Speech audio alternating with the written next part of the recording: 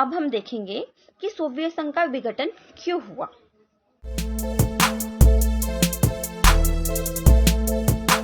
तो हमारा first point है सोवियत संघ की राजनीतिक और आर्थिक संस्थाएं, जो संस्थाएं थी सोवियत संघ की, वो अपनी अंदरूनी, उनके अंदर जो है बहुत सारी कमजोरियां थी, उसमें सुधार की जरूरत थी, जिस वजह से जो है जनता की आकांक्षाओं को वो पूरा ना कर सकी।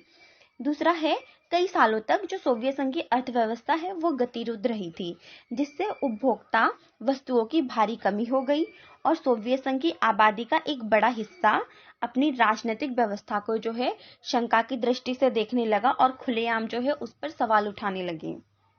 नेक्स्ट है, सोवियत संघ ने अपने संसाधन का जो अधिकांश भाग था, क्योंकि हथियारों की होड़ में लगा हुआ था, इसीलिए परमाणु हथियार और सैन्य साजो सामानों पर उसने लगा दिया था।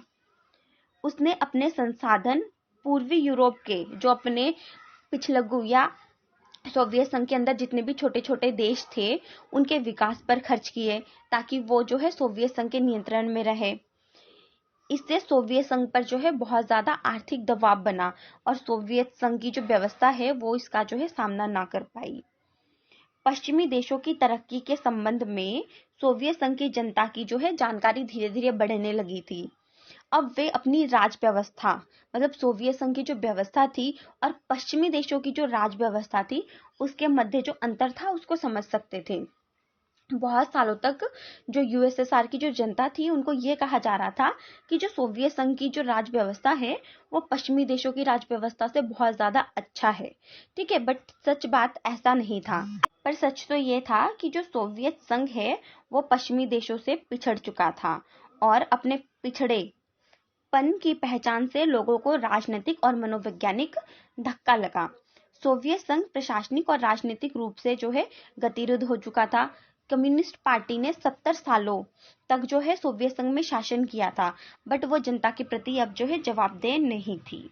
गतिरोध, प्रशासन, भारी भ्रष्टाचार, अपनी गलतियों को सुधारने में व्यवस्था की अक्षमता, शासन में ज्यादा खुलापन लाने के प्रति अनिच्छा और देश की विशालता के बावजूद भी सत्ता का केंद्रीकरण होना, इन सारी बातों से जो है जनता अलग थलग हो गई थी। इसके अलावा जो पार्टी के अधिकारी थे, कम्युनिस्ट पार्टी के जो अधिकारी थे, उनको आम जनता से ज्यादा विशेष अधिकार दे दिए गए थे, जिस कारण जो है लोग अपने को, खुद को राज व्यवस्था और शासक से जो है जोड़कर नहीं देख पा रहे थे, जिस वजह से जो सरकार का जनाधार है वो खिसकता चला गया। जब मिखाइल गोर्बाचेव ने जो अपने सुधार के कार्यक्रम हैं ग्लास्तनोस्ट और पेरेस्ट्रोइका, ये जो नीतियां हैं वो उन्होंने लागू किया और अर्थव्यवस्था में, मतलब जो व्यवस्था थी उसमें ढील दी, तो लोगों की आकांक्षा, लोगों में जो वहां के लोग थे उनमें आकांक्षाओं और अपेक्षाओं का ऐसा ज्वर उमड़ा, मतलब लोग इतने एक्साइटेड हो गए कि उनका जो है अंदाजा लगाना असंभव हो गया था। सोवियत संघ की जनता का जो एक तबका था वो क्या सोच रहा था, वो ये सोच रहा था कि जो मिखाइल गोर्बाचेव है उनको और तेजी से काम करना चाहिए, वो बहुत धीरे धीरे काम कर रहे हैं। ये लोग उनकी कार्य पद्धति से जो है धीरज खो रहे थे और निराश हो गए थे। लोगों ने जैसा सोचा था उनको वैसा कुछ जो है फायदा नहीं मिल रहा था, या उनको फायदा अगर मिल भी रहा था तो धीरे धीरे मिल रहा था।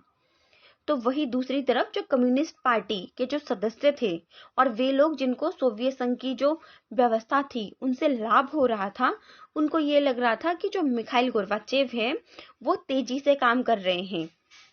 ठीक है, और इसी खींचतान में जो गोर्बाचेव है उन्होंने अपना समर्थन दोनों तरफ से खो दिया।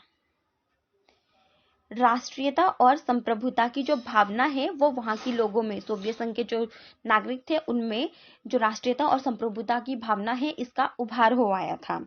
ठीक है, और यही जो है अंतिम और सर्वाधिक तत्कालीन जो है कारण सिद्ध हुआ सोवियत संघ के विघटन का। तो आई होप आपको समझ में आ रहा होगा। अब हम जब विघटन हुआ है सोवियत संघ का उसकी परिणतियों की बात करेंगे, उसके क्या क्या परिणाम हुए। शीत युद्ध के दौर, सोवियत संघ के विघटन के बाद जो शीत युद्ध का दौर था इसमें जो संघर्ष चल रहा था उसकी समाप्ति हो गई। समाजवादी विचारधारा पूंजीवादी विचारधारा को पछाड़ पाएगी या नहीं, मतलब उस टाइम पे ये क्वेश्चन था कौन सी विचारधारा जीतेगी, पूंजीवादी विचारधारा अच्छी है या समाजवादी। तो समाजवादी विचारधारा पूंजीवादी विचारधारा को पछाड़ पाएगी या नहीं, अब ऐसा कोई विवाद ही नहीं रहा था, क्योंकि समाजवादी विचारधारा का पक्ष लेने वाला यूएसएसआर का तो विघटन हो चुका था। शीत युद्ध के इस विवाद, जो शीत युद्ध है, शीत युद्ध का जो ये विवाद था कि कौन आगे बढ़ेगा या कौन जीतेगा, तो इसने दोनों गुटों की सेनाओं को जो है उलझा कर रख दिया था। शीत युद्ध में जो भी विवाद हो रहे थे, जो भी संघर्ष थे, उसकी वजह से दोनों गुटों की जो सेना थी वो आपस में ही उलझ कर रह गई थी। ठीक है, हथियारों की होड़ जो है तेजी से हो रही थी और परमाणु हथियारों का जो संचय है वो तेजी से बढ़ रहा था। विश्व 2 सैन्य गुटों में बट गया था शीत युद्ध के टाइम पे। तो शीत युद्ध की समाप्ति के बाद क्या हुआ, शीत युद्ध की समाप्ति के बाद जो है हथियारों की होड़ भी समाप्त हो गई और एक नई शांति की संभावना का भी जन्म हुआ। विश्व राजनीति में शक्ति संबंध बदल गए, इस कारण विचारों और संस्थाओं के प्रभाव में भी बदलाव आया। शीत युद्ध के अंत के समय केवल 2 संभावनाएं थी। क्या क्या थी? या तो बची हुई महाशक्ति का दबदबा रहेगा और एक ध्रुवीय विश्व बनेगा, या फिर देश के अलग अलग समूह अंतर्राष्ट्रीय व्यवस्था में महत्वपूर्ण मोहरे बनकर उभरेंगे और इस तरह बहुध्रुवीय विश्व बनेगा जिसमें किसी एक देश का बोलबाला नहीं होगा। पर ऐसा नहीं हुआ। पर क्या हुआ? पर हुआ ये कि जो अमेरिका है वो अकेला महाशक्ति बन बैठा। अमेरिका की ताकत और प्रतिष्ठा, जो पूंजीवादी अर्थव्यवस्था है, वो अंतर्राष्ट्रीय स्तर पर प्रभुत्वशाली व्यवस्था बन गया। विश्व बैंक और अंतर्राष्ट्रीय मुद्रा कोष जैसी विभिन्न जो संस्थाएं थी वो देशों की क्या बन गई? सलाहकार बन गई, क्योंकि इन देशों को पूंजीवाद की ओर कदम बढ़ाने के लिए इन संस्थाओं ने कर्ज दिए थे, हेल्प किया था।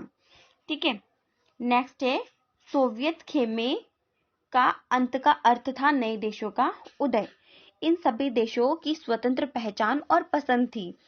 इसमें से सोवियत खेमे में जो देश थे उनकी जो है अपनी खुद की पसंद भी थी, खुद की पहचान भी थी, और इनमें से कुछ देश जो है खासकर बाल्टिक और पूर्वी यूरोप के जो देश थे वो यूरोपीय संघ से जुड़ना चाहते थे, नाटो का हिस्सा भी बनना चाहते थे।